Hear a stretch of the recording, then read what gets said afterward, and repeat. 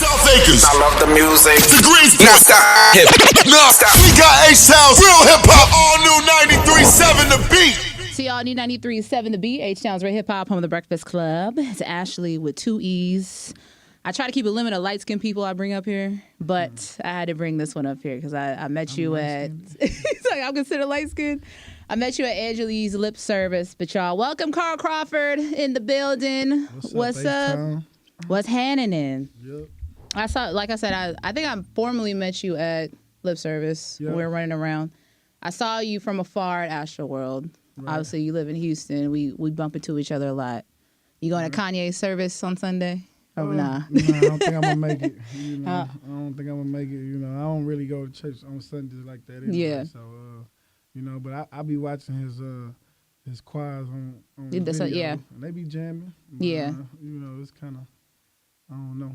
This ain't gonna be that though. He's not bringing the choir. He's not being a choir. It's just like a conversation. On the radio, I thought they said he gonna do something on the first day he gonna talk, and then like Sunday they supposed to perform or something like that. Well, let me look into my archives because we were told by Def Jam that he was just talking, but we'll figure it out. Okay. But Carl Crawford, you are very well known to Houston people, industry people, sports fans. Just in case someone out there was living under a rock, can you give a little, introduction to yourself? Yeah, my name is Carl Crawford. I played baseball for 15 years in the major leagues. I'm from Houston, Texas, right out of Fifth Ward, same neighborhood as Jay Prince. Mm-hmm. And after my baseball career was over with, I wanted to jump into the music, and here I am. Yeah, interviewing with you. And here we are. Yeah. After hanging out at lip service, drinking Patron. Yep. What's that? So 1501 is your label. What's the significance behind that number? 1501 is the address where I was born at. You know, it was the address where they brought me home from the hospital. So I wanted to kind of start from where I started at. You know, I wanted to start over, begin like I made it one time from that. You know what I'm saying? So I wanted to name it that and start again. Plus, I didn't want to ever forget where I came from. You know what I'm saying? Yeah. 1501. Every time y'all say 1501, it's a reminder to me of where I come from and what I went through to get to where I'm at now. Yeah, I figured because of the house that's on the logo. The house is the actual house I lived in. You know, and we I just wanted to be authentic as possible. I just wanted to be as real as possible. You can check any hood checks, whatever you want to do. You know, and it's right there. My relatives still stay in that house, and that was the thinking behind everything. Yeah. The funny thing is, I've seen a lot of people pop up with these 1501 chains. So go down the roster. Who's all included right now? Well, when I first signed, when I first got into the business, I had like 10 artists, and they all got chains. But none of those people are with the label anymore. Yeah. So now I had to get new chains, and now you see new one. Yeah. You see one of my artists, D-Raw. That's the young guy, right? She's other rapper girl. She's out of Atlanta. We got to upgrade Rayleigh's. She got the old one still. Myself. I got a few DJs, and that's about it right now. You just got to wait to give out the rest. Yeah. So what's in Houston, though, like, we really big on chains and jewelry. The culture is you got to have a chain as a rapper. But who you go to? Who's your... who do I Is it Johnny Dang? Who is it? I go to Nick. Iceman Nick, okay. Yeah, Iceman Nick, yeah, he been typing me up. He did this one right here with the baguettes. Okay. Yep, and he does all our jewelry right now, 1501. Yeah. For everybody at home, that baguettes is some real rich talk. That's all I can say. That's real money right there. It'll be something else by next year. Yeah. So, knowing you from sports, why the move to the music business endeavor? Why was that your first move? It's the old saying, athletes want to be entertainers and entertainers want to be athletes. I think that's true. We definitely coming from the culture of Houston where it's a big deal. I wanted to always be a part of it some type of way because I always just watched it from afar and admired just the things that come along with, with being in the business. So I knew I couldn't rap. or nothing like that. You tried? Nah, I ain't tried. Oh, I saw enough athletes fail Yeah. to know that I shouldn't take that path. But being a music executive was something I thought I could probably pull off. So I knew a guy that was already in the business, so I knew about it, and I knew how hard it is to get in information about the industry because it's like a secret thing. Nobody wants to give out games. So I linked up with a guy I knew, and then we started 15-on-1. That's funny you bring that up about artists or athletes trying to be artists. Yeah. Because Damian Lillard right now, he's kind of going hard. Like, I see it all the time. Yeah. You know, every time you see me rapping, but I'm just, at the end of the day, you know, nobody want to see that. You know, they want to see you playing basketball, you know, and that's just what it is. I don't care if you're the best rapper or whatever, man. They want to see you hooping. You know? And it's just wasting time doing it because, you know, it's really a real artist out there that you can, like, probably get behind or something, you know, and push those kind of people. But I get it, you know, it's a basketball and rapping goes together. It's the same type of swag, you know. You feel like you're a point guard on the mic and you point guard in person, you know. So I get it, but at the end of the day, you know, I think only Shaq pulled it off. And that's because he was like real playful. And don't bring up Shaq Diesel, dog. But he like got away with it. You know? He won album sales and stuff like that. So he about the only one that ripped for him. Yeah, my boss has played me this whatever the song is he had with Biggie. But I forgot what it's called. But I was like, this is not Shaq. They're like, yeah, it's Shaq. What was Shaq? What was that one song he had? The video. Man, yeah. Shaq something, but you know he's a character. He had the movie. I think was it on the soundtrack or something? The Kazam. I can't remember, but that's all I know. Yeah. Shaq tried to rap. Master P kind of was the only one who had a 10-day contract. You know he hooped and but he got back to rapping. You know you see it just always wanna mix for some reason. Like 2 Chainz said, rapper go to the league, one or the other. Yeah. 2 Chainz went to the league. No, he rapped, but wasn't he played in college? I think. Okay. Yeah. Dropping facts, dog. Yeah, so, for you to become, I guess, a music executive, who are some people you kind of modeled this by? You know, coming into it, you know, we looked right at QC and P. Jay Prince, of course, is the founder of all this stuff, the South movement. So we always start right there. You had Cash Money and Baby, you know what I'm saying? I mean, Baby and Slim, you know, Master P and his movement. That's what we all grew up looking at, you know. So we had the model right there, and all those guys kind of did the same thing pretty much. So, you know, I always thought those was cool positions to play. You've had obviously major success with Megan, Cash Shit, Big Ol' Freak, all that. She's not your first artist, correct? No. But for such breakout success she's had, right, and you being like kind of newer to the industry game, what has that kind of taught you in this whole whirlwind? It just kind of taught me that things just happen really, really fast, you know, and if you don't have the proper relationship with the artist, you know what I'm saying, things can go bad, you know, so I've just learned to, like, expect the big things to happen, but also try to be ready for as, like, with your business-wise outside of the music, you know, just, have everything lined up right, you know, and just be prepared to just, it's up and down so much in this business. You up one day and you just down, and it's just be ready for a roller coaster ride. That's pretty much all I can say. It's a roller coaster ride. Would you consider yourself, you act on emotions, or you more? Yeah, you know, like I was an emotional player. You know, I brought the same type of thing into sports. All I did was apply the same type of work ethic I had into sports, into music. And so, yeah, you know, I'm a fiery type of person, especially when I feel like the job's not getting done. Yeah. Or we're not working as hard or something like that. Yeah, you know, tempers can flare up. What's your sign? A Leo. I don't know nothing about Leos. You don't? No. It's Gemini. My brother's a Gemini. We best friends.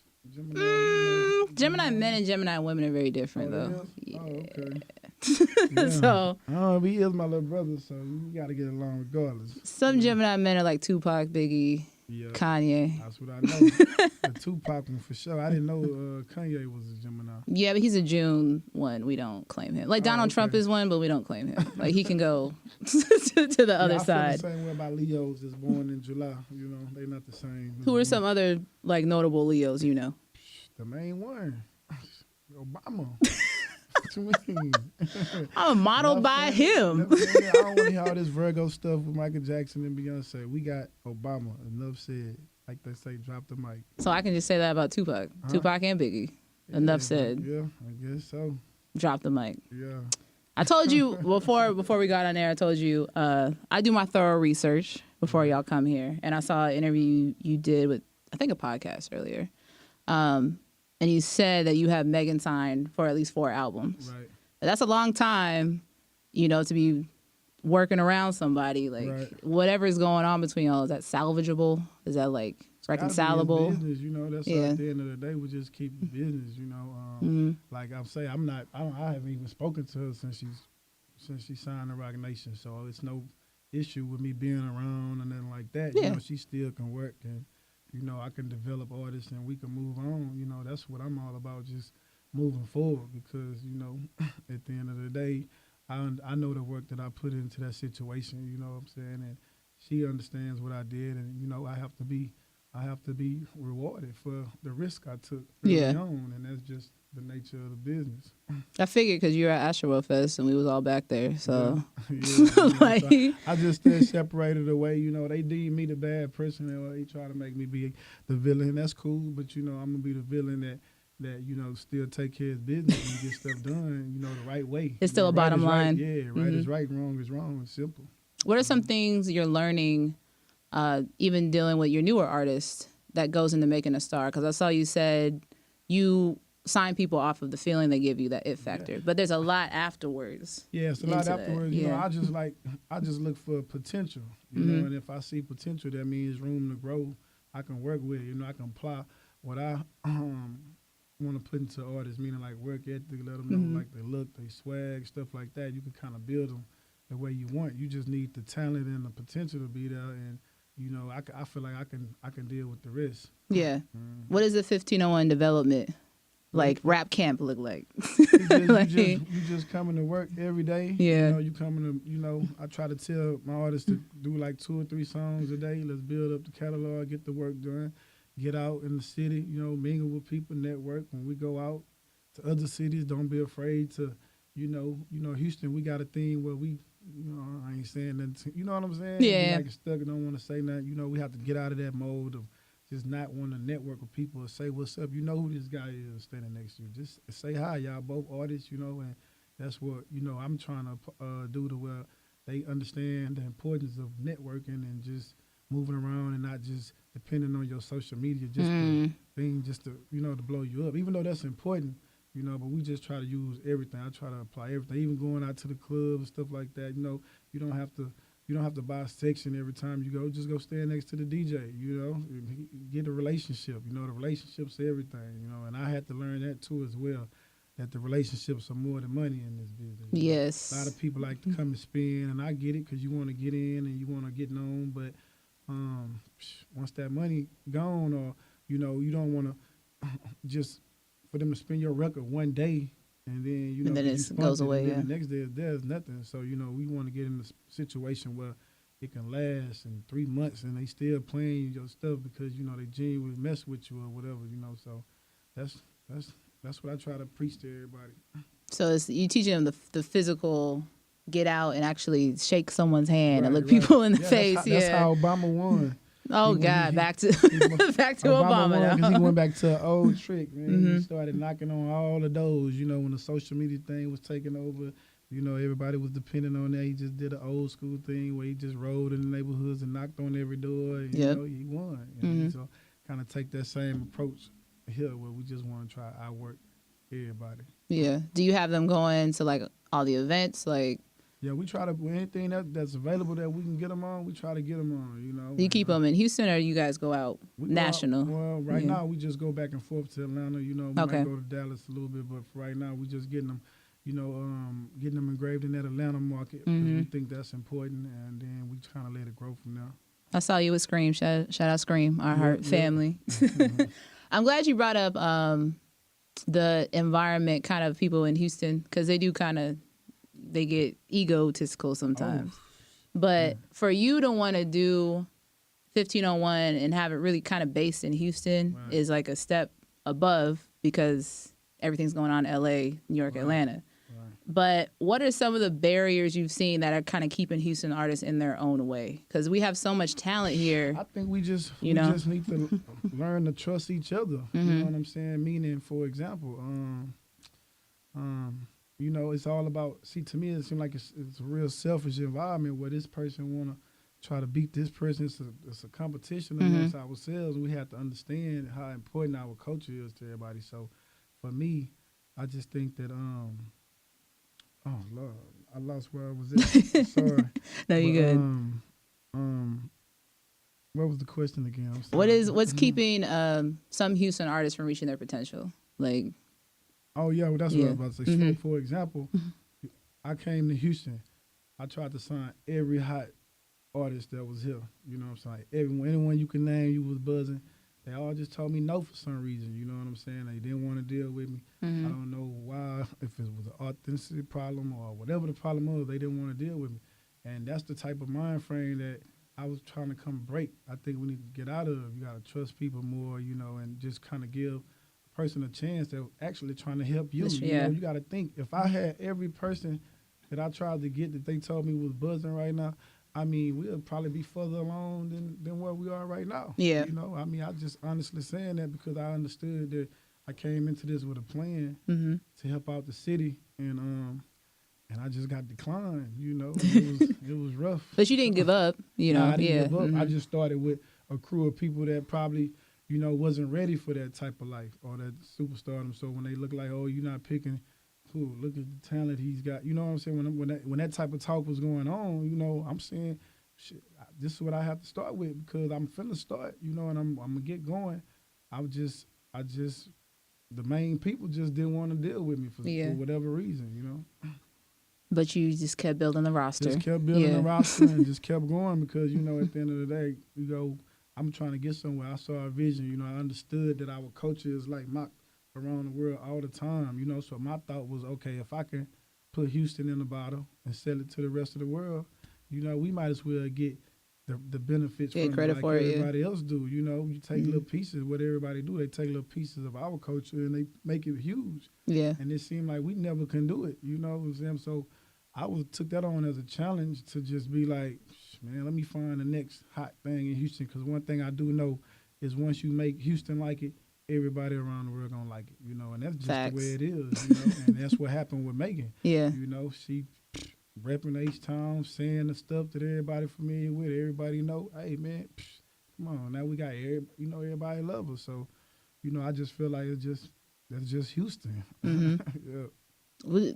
I spoke to, like, Megan and Maxo about, so like Maxo, Megan, Travis, you could take Lizzo because she from here. I met Lizzo. I told her we love her too in Houston. You know? Yeah, they are all on the commercial rise, you know, and it's all happening at one moment. And obviously, Houston has had several moments in the past, but this is like a recurring, moment, like real huge moment, like commercial. You know what I'm saying? And I mean, he's not from here, but you add Drake in there, it just seems he like might as well be from here, yeah. That's what I'm saying. It feel like it. So, yeah, we definitely on the rise. And me watching from afar while I was in baseball, I you know, people think I'm the crazy, but I just saw it. I don't know why, but I just knew. I always consider Houston as like the Longhorns or somebody. You know, they down now, but at some point they're gonna be ranked number 1 in the country again. You know, it's just the way it go. So I always was like, man, I wish I could just be a part of the next wave that's going to come, you know, because for me it was with Swisher House, you know, Beyonce and I'm always right there. So nothing was really just going big, and I'm saying, man, I'm just watching from baseball, like it's going to come. At some point, the wave is going to like bust in Houston again, you just don't know. And so when I retired, it was just that it hadn't came yet. So it was like the perfect thing for me to get because I felt like it was coming, you know. When I came home and looked at Houston, I just saw just a gold mine in my mind. You know what I'm saying?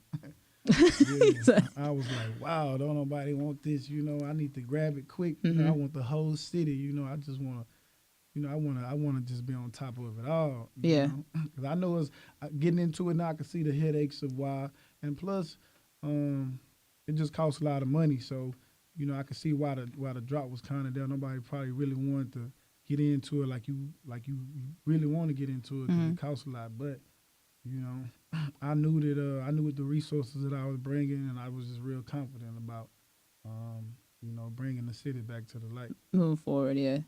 Mm. What is, even if not you, just any other music exec or an A&R or whatever, what is some advice you can give to artists who really are on their grind, they just haven't got that moment yet? All I can only thing I can tell you is just to keep going. That's the advice I was getting a lot. Keep going, don't stop. Just keep on going. I don't care what happened. I was getting stories of like Master P. Like you didn't know Master P had 20 duds before Yeah. Body came. You see what I'm saying? So stories like that will keep me going. You'll be like, he did? Oh, man. You know what I'm saying? And I'm thinking I'm in that same position, so, and pretty much everybody goes through it where you trying to just get that one song. All I knew is that I needed one song, you know what I'm saying? So we doing all this recording, and all I hear is, y'all just need one. Y'all just, you know what I'm saying? And we finally got the one, and, here it is. And so I just tell them to keep going, keep grinding, don't stop. Basically, that's the most important thing, is keep grinding. For those who don't have as much money, you can still do stuff on the internet or daily stuff. Like, it's a lot of free stuff you can do too to help yourself out. So just keep doing it. It's called YouTube, dog. Yeah. SoundCloud. Yeah. You said you found most of your people off it, like Instagram and stuff, yeah, right? I found all of them on Instagram. Like I say, I actually found Megan on Malaya page. You remember the girl Malaya? Yeah, she posted her, and I just happened to see it there one day, and we went after like soon as that moment hit. That's how quick it was. Yeah. How big are collaborations do you feel to your success? Because I had Stunner for Vegas was up here like a month ago, and he was at PV's homecoming, and he said he was going to see you, and I was like, what the fuck this nigga not doing, bro? Like, I know y'all have a lot of artists do that, right? We just like to keep the relationships open right there. Yeah. I think he gonna be a cool. My thing was, I reached out to Baby when he was at that point, and I didn't. He actually reached out and told me to reach out to his people. Now I didn't never reach out to the Baby, so I'm like, man, I don't want to do this again. Yeah. You know what I'm saying? I'm gonna make sure I'm in this time. Yeah. So I try to like see all the little people that's rising before they get to that stardom, and I like to work with them then, because they went easier to work with and cheaper too.